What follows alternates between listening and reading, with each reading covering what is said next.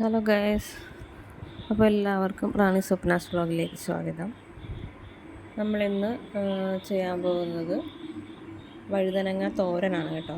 അപ്പോൾ എല്ലാവരും വഴുതനങ്ങ മെഴുക്ക് പുരട്ടി ഉണ്ടാക്കി കാണും, പക്ഷേ തോരൻ അങ്ങനെ ആരും ഉണ്ടാക്കാൻ ചാൻസ് ഇല്ല. പക്ഷേ നല്ലൊരു ടേസ്റ്റുള്ള തോരനാണ് കേട്ടോ. അത് ഒന്ന് ഉണ്ടാക്കി നോക്കണം. വഴുതനങ്ങ ഇഷ്ടമുള്ളവർ ഒന്ന് ഉണ്ടാക്കി നോക്കണം. അപ്പോൾ നമുക്ക് ഇതേ വഴുതനങ്ങ ഇങ്ങനെ അരിഞ്ഞു വെച്ചിട്ടുണ്ട്. ഞാൻ ചെറിയ കഷ്ണങ്ങളാക്കി കട്ട് ചെയ്ത് വെച്ചതാണ്. അപ്പോൾ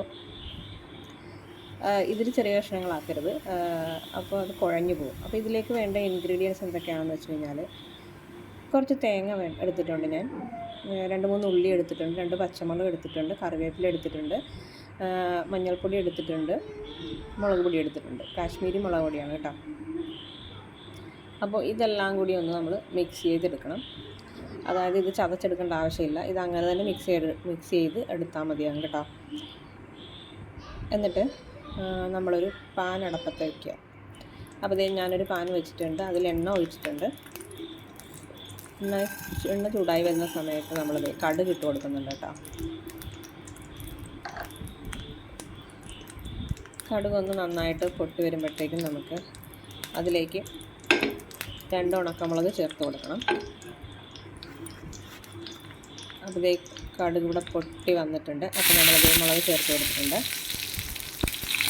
അത് ഇളക്കി കൊടുക്കുക.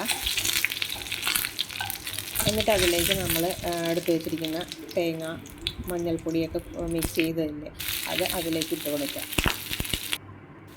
എന്നിട്ടൊന്ന് വഴറ്റി കൊടുക്കണം. അതായത് പച്ചമണം മാറണം.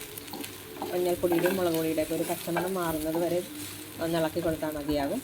കൂടുതലിട്ട് അങ്ങോട്ട് വഴറ്റേണ്ട ആവശ്യമൊന്നുമില്ല.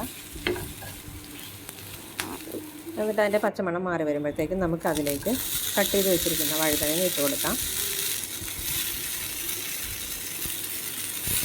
വഴുതനങ്ങ എല്ലാം ഇട്ട് കൊടുത്തതിന് ശേഷം നമുക്കതൊന്ന് മിക്സ് ചെയ്ത് കൊടുക്കണം.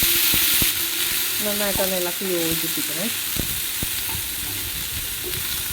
അതായത് ആ വഴുതനങ്ങയിലൊക്കെ ആ അരപ്പ് നന്നായിട്ടൊന്ന് പിടിക്കണം.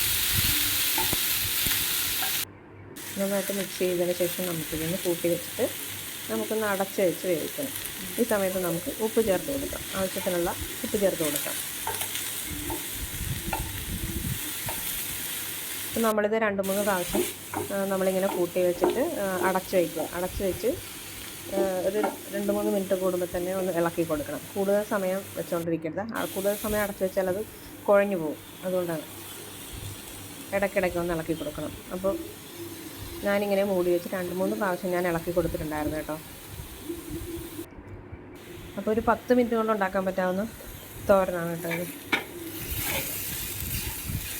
അപ്പോൾ ഏകദേശം നമ്മുടെ വഴുതനങ്ങ തോരൻ ഇവിടെ റെഡി ആയിട്ടുണ്ട്. വഴുതനങ്ങ ഇഷ്ടമുള്ളവരെല്ലാവരും ഒന്ന് ട്രൈ ചെയ്ത് നോക്കണം. അപ്പോൾ ലൈക്ക് ചെയ്യുക, കമൻറ്റ് ചെയ്യുക, ഷെയർ ചെയ്യുക.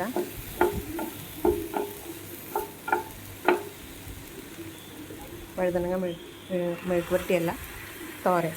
വഴുതനങ്ങ തോരൻ ഇഷ്ടമുള്ളവർ ഉണ്ടാക്കി നോക്കുക. ടേസ്റ്റി ആയിട്ടുള്ളൊരു വഴുതനങ്ങ തോരനാണിത്. അപ്പോൾ എല്ലാവരും ഒന്ന് ട്രൈ ചെയ്ത് നോക്കണം. നമ്മുടെ വഴുതനങ്ങ തോരൻ ഇവിടെ റെഡിയായി.